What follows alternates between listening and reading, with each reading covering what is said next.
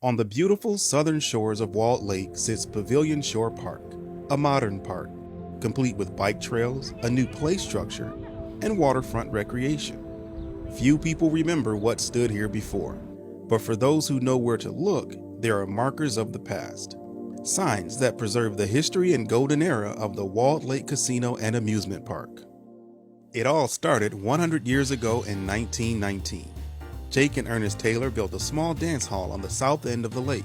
They advertised the hall with signs on the back of automobiles, which soon attracted up to 1,000 people nightly. 2 years later, in 1921, Herman Schinkusch built another dance hall right across the street, along with a bathhouse and water slides into the lake. The Walled Lake Beach and Lakeshore, what we now know as Lakeshore Park, were wildly popular back in the day. When you were a kid, you would go to the beach in the summertime, and you could rent a surfboard, or they had slides out in the water and teeter-totters and things. You'd park your car, you'd rent a suit, you'd get a basket to put your equipment in, and you'd lock it in your little wooden square, and you'd go swimming. They had the buoys out there, no lifeguards, little if any supervision, never had any problems. The swimming was great. Schinkusch's development, Sonaqua Shores, proved to be too much competition for the Taylors' dance hall.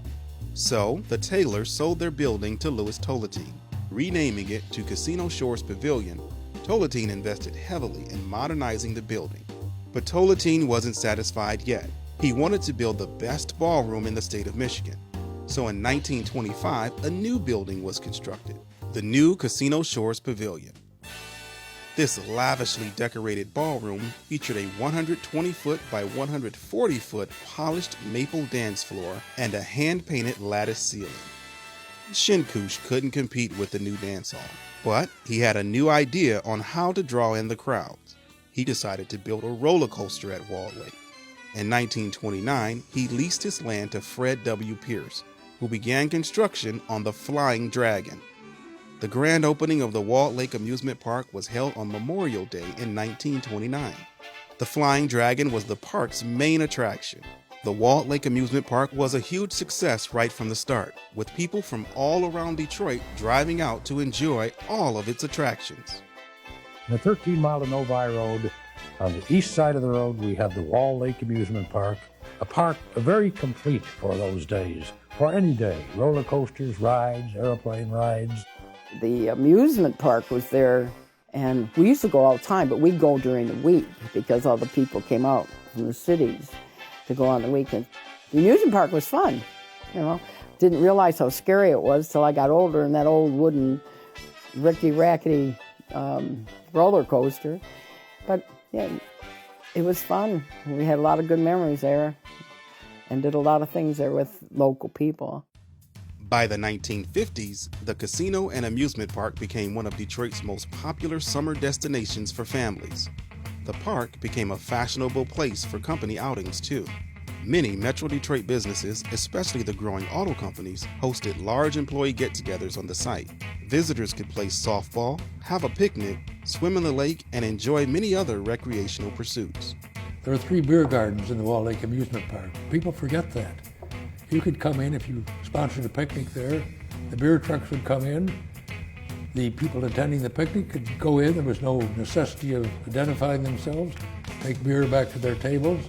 I remember there were lots of big picnics and everything over there, but the amusement park was the attraction for us kids.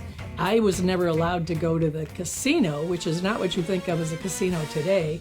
The casino was where all the big bands played and where you would go and dance. People came from all over to attend those dances. People knew that there'd be a good band there and they were there. However, the name of the big bands slowly diminished and the Walled Lake Casino converted to the United States of America's largest organized teen dance, led by Lee Allen, the man with the horn. I went there every week, and the only one that we actually saw was Stevie Wonder. He was 13. He went to the School for the Blind in Lansing, and they brought him in. And other than that, there was few local people, but none of them that became famous other than Stevie Wonder. For more than 30 years, the Walled Lake Casino was the place for big crowds and big music. That all came to an end on Christmas Day, 1965. The casino caught fire, caused by smoldering cigarettes that had been swept into a compressed cardboard trash barrel. We really didn't hear much about it, except we began to hear stories of all the people that went there to try to put the fire out. It was tragic for people, and it just happened so fast because a lot of those old buildings burned quickly. With the emergence of the Detroit area metro parks, the popularity of television, and the advent of neighborhood pools, attendance at the park slowly declined in the early 60s. I think when people got more mobile, when we started building roads where people could get out from Detroit, they could go farther. Before, they were kind of trapped in the metro Detroit area. And I think the amusement park itself started to look a little worn and tattered, and because they didn't have the same number of people. There weren't thousands of people that came every weekend. And companies like Ford and General Motors that used to have big company picnics there started going other places. After the 1968 season, the Walled Lake Amusement Park shut its doors for good. The park was dismantled, another landmark representing the golden years gone. It was part of our history, and what's kind of funny now is that it's a passive park. And when I look at the pictures of the thousands of people that were there and look at what's there now, it's such a transition. That's why I love the sculpture that's there by David Barr, The Fate of Empires, which is true, it's like the big, huge sculptures that get smaller and smaller, and then the one that's laying down. It's very telling of the property and what happened. So now it has a new story, a new life as a Pavilion Shores Park.